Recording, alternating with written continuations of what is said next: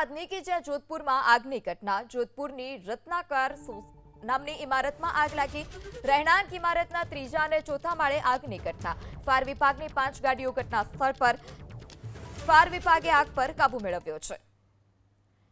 વધુ માહિતી સાથે સંવાદદાતા અભિષેક પણ આપણી સાથે લાઈવ જોડાઈ ચૂક્યા છે। જી અભિષેક, આગ લાગવા પાછળનું કારણ શું અને રેસ્ક્યુ કામગીરી કેટલે પહોંચી? બિલકુલ પૃથા, વાત કરીએ તો છેલ્લા ઘણા સમયથી અમદાવાદની જ્યારે વાત કરીએ ત્યારે અમદાવાદમાં આગના બનાવો જે છે તે સતત સામે આવી રહ્યા છે। તેવામાં આજની જ્યારે વાત કરીએ ત્યારે આજે પણ એક આગનો બનાવ જે છે તે સામે આવ્યો છે। જોધપુરની વાત કરીએ, રત્નાકર 3 એપાર્ટમેન્ટ આવેલું છે, ત્યાં ત્રીજા માળે જે છે તે આગ લાગી હતી। દ્રશ્ય બતાવવા માંગીશ કે જોઈ શકાય છે કે આ રત્નાકર એપાર્ટમેન્ટના દ્રશ્યો છે કે જ્યાં આગ લાગતાની સાથે જ ફાયર વિભાગને જાણ કરવામાં આવી હતી અને ફાયર વિભાગની 5 કરતાં વધારે ગાડીઓ જે છે તે અત્યારે હાલ ઘટના સ્થળ ઉપર છે। આગના સંપૂર્ણ કાબુ મેળવી લેવામાં આવ્યો છે, પરંતુ જોઈ શકાય છે કે અત્યારે હાલ જે પ્રકારે આગનો બનાવ સામે આવ્યો હતો ત્યારબાદ કહી શકાય કે આગ ત્રીજા માળે લાગી હતી। ત્રીજા માળથી આગ પ્રસરતા ચોથો અને પાંચમો માળ સુધી નુકસાન થયું હોય તે પ્રકારના અત્યારે હાલ સમાચાર મળી રહ્યા છે। સાથે સાથે જોઈ શકાય છે કે 5 કરતાં પણ વધારે ગાડીઓ ફાયર વિભાગની અત્યારે હાલ ઘટના સ્થળ ઉપર છે અને પાણીનો સતત મારો ચલાવીને આગ પર અત્યારે હાલ સંપૂર્ણ કાબૂમાં મેળવવામાં આવ્યો છે। મહત્વપૂર્ણ છે કે જ્યારે આગનો બનાવ લાગ્યો ત્યારે તમામ લોકો જે છે તે સુરક્ષિત રીતે નીચે ઉતારી દેવામાં આવ્યા હતા અને સૌથી મહત્વપૂર્ણ છે કે અત્યારે હાલ જોઈ શકાય છે કે આ રત્નાકર 3 એપાર્ટમેન્ટનું બી વિંગ છે કે જ્યાં ઉપર દ્રશ્યમાં જોઈ શકાય છે કે અત્યારે હાલમાં પાણીનો સતત જે મારો જે છે તે ચલાવવામાં આવી રહ્યો છે।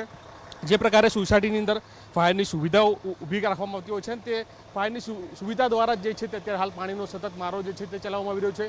જોઈ શકાય છે કે ત્રીજા માળ ઉપર આગ લાગી હતી અને ત્રીજા માળથી ચોથા, પાંચમા અને છઠ્ઠા માળ સુધી જે છે તેના ધુમાડા જે છે તે ગોટે ગોટા ગયા હોય તે પ્રકારનું જોવા મળી રહ્યું છે અને તેને લઈને આખી ઇમારત જે છે તે અત્યારે હાલ જે પ્રકારે આગ લાગી હતી તેને લઈને અત્યારે હાલ કાળાશ જે છે તે જોવા મળી રહી છે। એટલે કે સૌથી મહત્વપૂર્ણ છે કે આગનો બનાવ હતો, પરંતુ તેમાં કોઈ પણ પ્રકારના જાનહાનિના સમાચાર જે છે તે અત્યારે હાલ સામે નથી આવી રહ્યા। સાથે સાથે ફાયર વિભાગ જે છે તે ઘટના સ્થળે તાત્કાલિક પહોંચી ગઈ હતી, ત્યારબાદ સંપૂર્ણ અત્યારે હાલ આગ ઉપર જે છે તે કાબુ મેળવી લેવામાં આવ્યો છે। સીધા દ્રશ્યમાં જોઈ શકાય છે કે 5 કરતાં પણ વધારે ફાયર વિભાગની ગાડીઓ જે છે તે અત્યારે હાલ ઘટના સ્થળ ઉપર છે।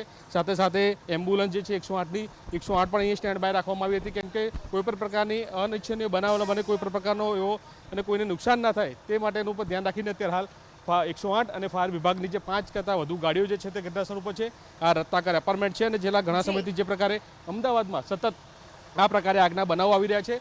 મહત્વપૂર્ણ છે કે આ આગ લાગવાનું હજુ સુધી કારણ જે છે તે જાણી શકાયું નથી, પરંતુ મહત્વપૂર્ણ છે કે અત્યારે હાલ આની તપાસ ચાલી રહી છે અને ત્યારબાદ જ ખબર પડશે કે આગ લાગવાનું ચોક્કસ કારણ શું હતું। પરંતુ સૌથી મહત્વપૂર્ણ છે કે અત્યારે આગ પર સંપૂર્ણ કાબુ મેળવવામાં આવી ગયો છે।